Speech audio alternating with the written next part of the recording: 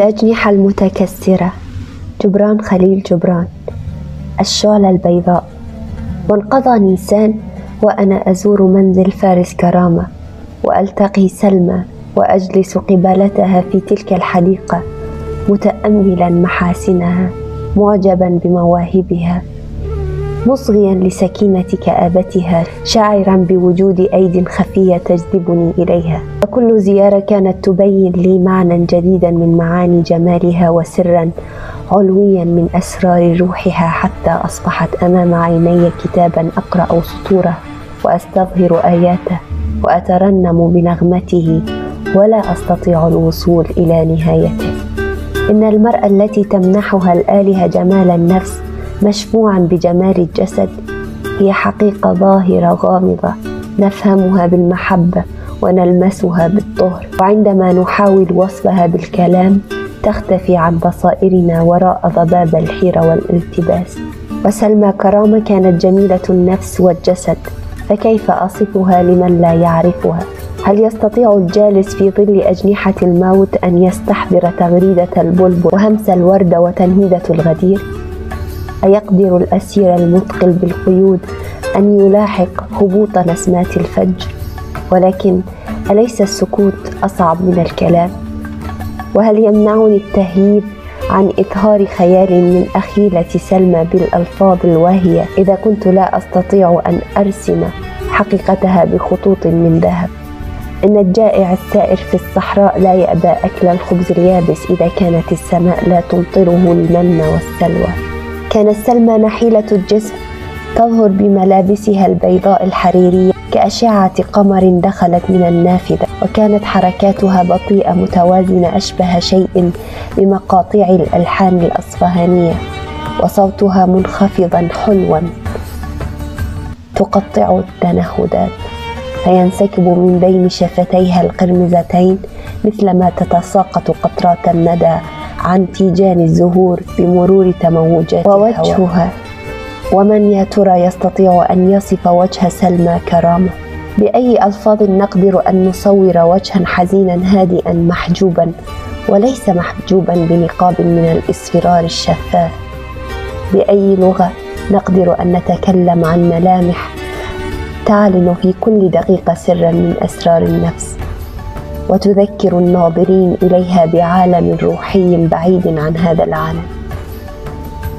إن الجمال في وجه سلمى لم يكن منطبقا على المقاييس التي وضعها البشر للجمال، بل كان غريبا كالحلم أو كالرؤية أو كفكر علوي لا يقاس ولا يحد ولا ينسخ بريشة المصور ولا يتجسم برخام الحفار. جمال سلمى لم يكن في شعرها الذهبي، بل في هالة الطهر المحيطة به، ولم يكن في عينيها الكبيرتين، بل في النور المنبعث منهما، ولا في شفتيها الورديتين، بل في الحلاوة السائلة عليهما، ولا في عنقها العاجي، بل في كيفية انحنائه قليلا إلى الأمام.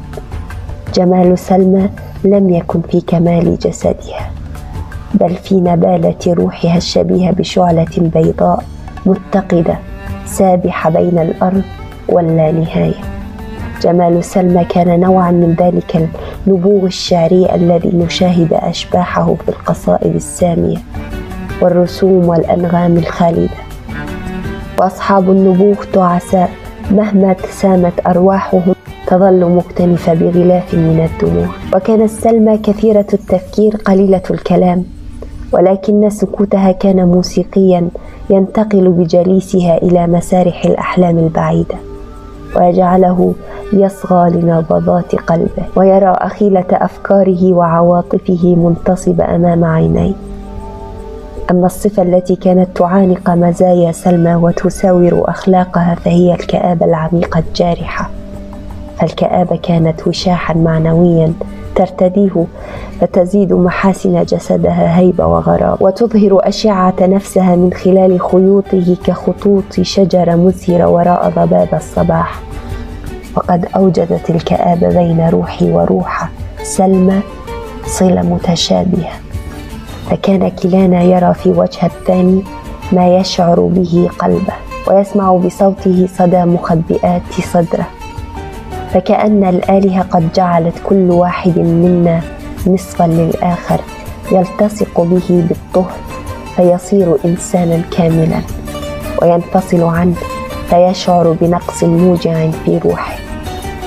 إن النفس الحزينة المتألمة تجد راحة بانضمامها إلى نفس أخرى تماثلها بالشعور وتشاركها بالإحساس، مثلما يستأنس الغريب بالغريب في أرض بعيدة عن وطنهما. فالقلوب التي تدنيها أوجاع الكآبة بعضها من بعض لا تفرقها بهجة الأفراح وبهرجتها، فرابطة الحزن أقوى في النفوس من روابط الغبط والسرور، والحب الذي تغسله العيون بدموعها يظل طاهرا وجميلا وخالدا.